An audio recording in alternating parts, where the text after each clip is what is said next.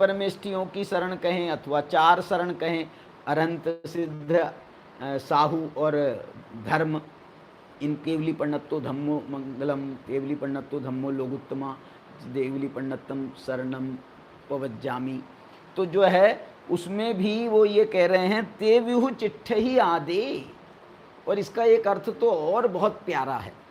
वो क्या कहते हैं कि हम पंच परमेष्ठी की शरण में गए, उनको हमने नमस्कार किया, लेकिन हमने उनको नमस्कार किया, उनने बिल्कुल रिएक्ट नहीं किया हमारे को, उनने हमारे नमस्कार का जवाब भी नहीं दिया। वो अपनी आत्मा का ध्यान कर रहे थे, अपने आत्मा के ध्यान में लीन रहे, हमारे को कोई जवाब नहीं दिया। अरहंत, सिद्ध, आचार्य, उपाध्याय, साधु, हम उनकी शरण में गए तो उनने जवाब नहीं दिया, वो अपनी आत्मा की साधना में लीन रहे। तो हमने ये विचार किया कि हम इनकी शरण में आए हैं, लेकिन ये हमारे को देख नहीं रहे हैं, ये किसकी शरण में जा रहे हैं। तो ये समझ में आया कि फिर हम इनकी शरण में क्यों जाएं, हम भी ये जिसकी शरण में जा रहे हैं उसकी शरण में हम भी चले जाते हैं। देखो ये गाथा कह रही है, ते विहु चिट्ठ ही आदे, हम इनकी चेष्टा कर रहे हैं, इनकी तरफ चेष्टा कर रहे हैं, और ये अपनी आत्मा की तरफ चेष्टा करते विहु चिट्ठ ही आदे। तो कुंद कुंद भगवान हमको शिक्षा दे रहे हैं, तम्हा आदाहु में शरणम। इसलिए अब जो है मैं भी इनके ही समान अपनी आत्मा की शरण में जाता हूं। आत्मा ही है शरण। अब इसके बाद में इन्होंने एक और गाथा, इसी स्टाइल वाली गाथा एक और कही 105 नंबर की।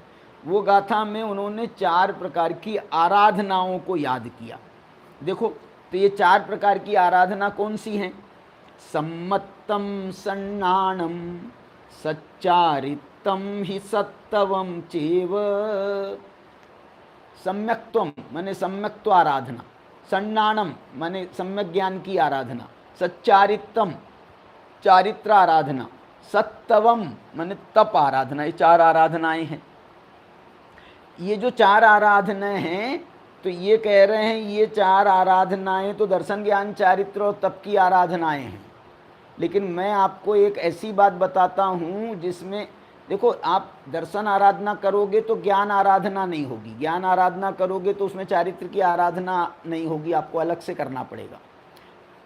चारित्र की आराधना करोगे वो तप की आराधना नहीं कहलाएगी, तप की आराधना आपको अलग से करनी पड़ेगी। लेकिन एक यदि वो तरीका अपना लेवे हम, तो जिसमें 4 आराधनाएं आ जाएंगी। चौरो चिट्ठ ही आदे, अरे ये 4 आराधनाएं तो अपनी आत्मा की आराधना कर रही हैं। चौरो चिट्ठ ही आदे तम्हा आदाहु में शरणम।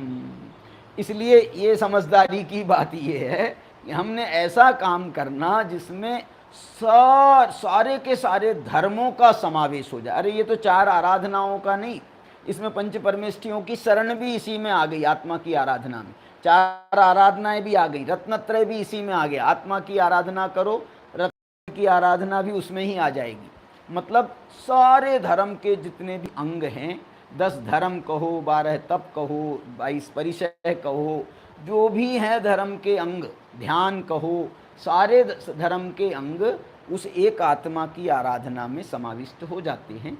इस प्रकार, और यही कारण है कि ये आत्मा की आराधना को सर्व दुख मुख फलम, सर्व दुखों से मुक्ति इसके फल में प्राप्त हो जाती है। इस प्रकार बड़ी सुंदर गाथाएं, ये अतिरिक्त गाथाएं हैं लेकिन बड़ी सुंदर गाथाएं हैं। इसलिए प्रभाचंद्राचार्य और जयसेनाचार्य को जब ये गाथाएं मिली तो उन्होंने इन गाथाओं को भी समय सार में समाविष्ट किया। इस प्रकार से ये 2 गाथाओं की चर्चा हुई। अब अपन 11वीं गाथा में प्रवेश करेंगे और वो 11वीं गाथा की चर्चा हम आगे करेंगे। आज की चर्चा को यहीं पर विराम देते हैं। नमः समय साराय स्वानुभूत्या चकासते चित्स्वभावाय भावाय सर्वभावान्तरच्छिदे।